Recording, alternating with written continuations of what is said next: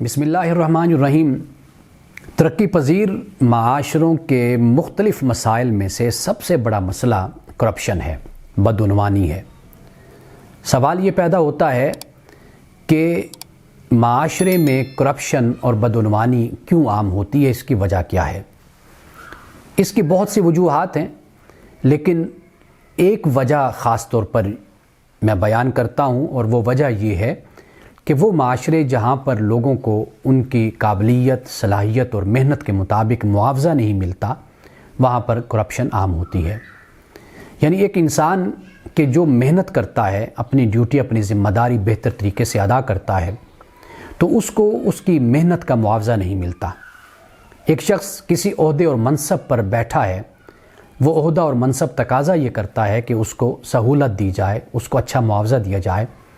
لیکن اس سے کام زیادہ لیا جاتا ہے، لیکن اس کو معاوضہ کم دیا جاتا ہے۔ اس سے معاشروں میں بدعنوانی اور کرپشن پیدا ہوتی ہے،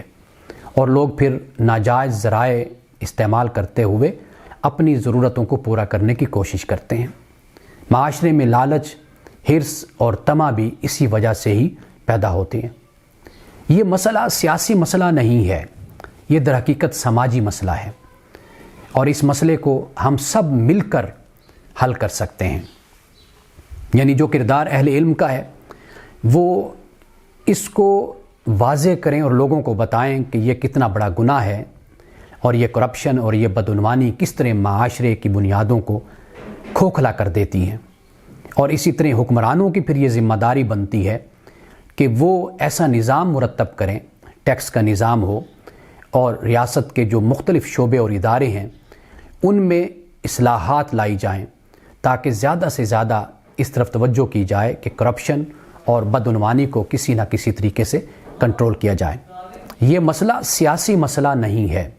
یعنی ایسا نہیں ہے کہ اگر ایک گروہ دوسرے پر الزام لگا دے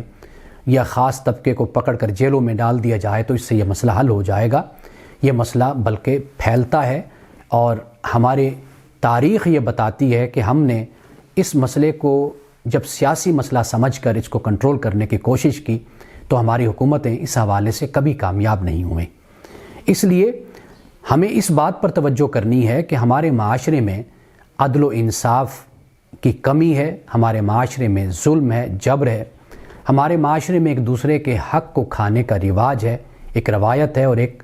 ایٹیچیوڈ، ایک رویہ ہے کہ ہم دوسرے کے حق کو کھانے میں فخر محسوس کرتے ہیں۔ یہ جو رویہ ہے، جہاں سماجی طور پر اس میں تبدیلی آنی چاہیے، اس کے ساتھ ساتھ حکومتیں بھی اس مسئلے پر اس طرح غور و خوض کریں کہ ان مسئلوں کو کبھی سیاسی انتقام کا نشانہ بنانے کے بجائے اور سیاسی انتقام کا ایک ذریعہ بنانے کے بجائے بلکہ سر جوڑ کر بیٹھ کر یہ سوچا جائے کہ اس مسئلے کو کس طریقے سے حل کیا جا سکتا ہے، اور معاشرے سے کرپشن اور بدعنوانی کو کیسے ختم کیا جا سکتا ہے۔